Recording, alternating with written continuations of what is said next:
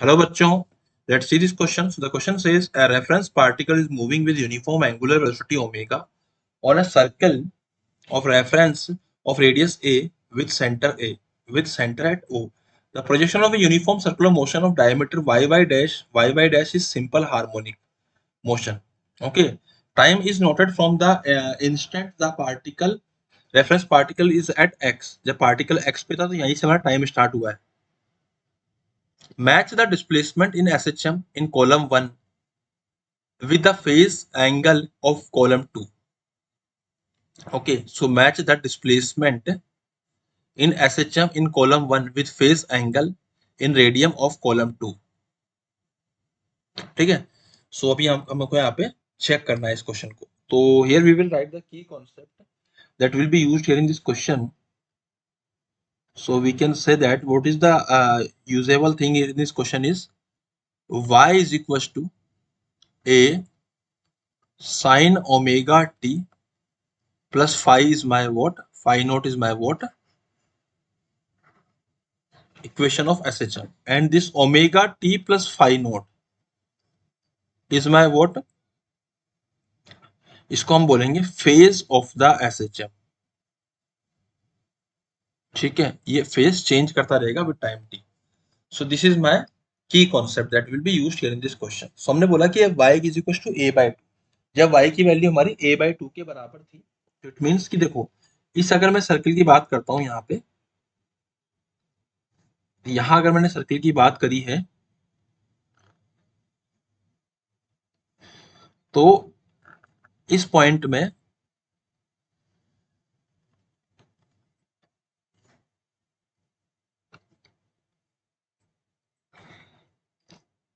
Okay, मैंने अगर इस सर्किल की बात करी है तो इस पॉइंट में यहाँ पे क्या हो जाएगा, y की जो वैल्यू है मेरी वो a/2 के बराबर है. तो इसका मतलब ये a/2 पर, तो यहाँ पर मेरा ये a हो जाएगा. तो now this angle will be equal to what? ये एंगल हमारा कितना हो जाएगा?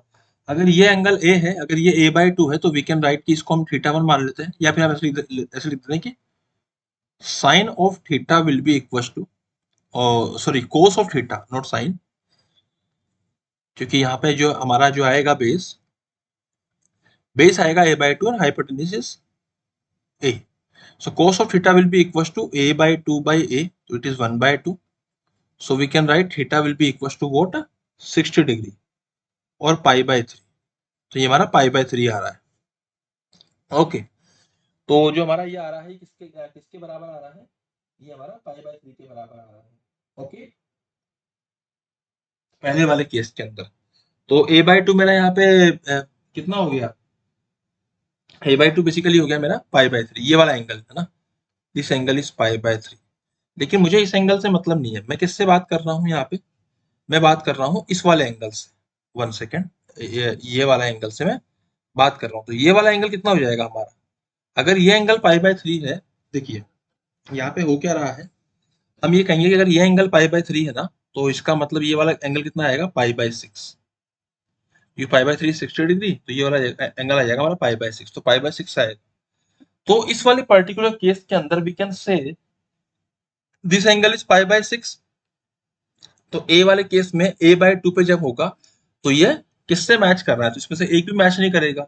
लेकिन हम ये जरूर कह सकते हैं कि जो पहला वाला केस होगा जब y की वैल्यू a/2 होगी, तो या तो वो π/6 होगा एंगल, या फिर वो π/5 π/6 होगा, है ना, π-π/6. तो π-π/6 मेरा मैच कर रहा है, तो ऑप्शन नंबर ए वाला जो है मेरा वो Q से मैच कर रहा है.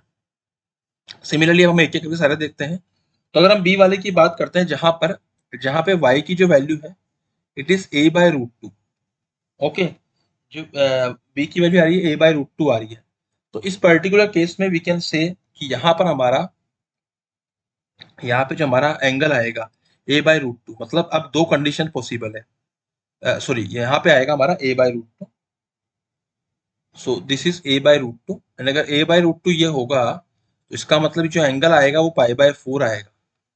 तो आई कैन राइट π-π/4. तो एंगल कितना हो जाएगा मेरा? 3π/4.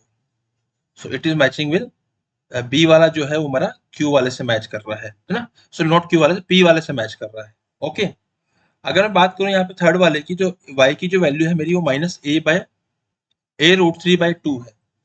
ओके, एंड जो d वाले की वैल्यू है वो है -a/√2। तो a/√2 वाला तो नीचे आ जाएगा, तो नीचे आएगा तो मैं इसको लिख दूंगा पाई प्लस पाई/4, तो ये जाएगा मेरा 5 पाई/4। तो इट इज मैचिंग विद, जो मेरा d वाला है वो मेरा किससे मैच कर रहा है यहाँ पे, d वाला जो है मेरा r वाले से मैच कर रहा है। ओके, एंड अगर मैं यहाँ पे बात करता हूँ अगर मैं c वाले की, c मतलब -√3/2, तो c वाले के जो केस में आएगा वो आएगा मेरा पाई प्लस पाई/3, जिसको सोल्व करने पे कितना आ रहा है 4 पाई/3।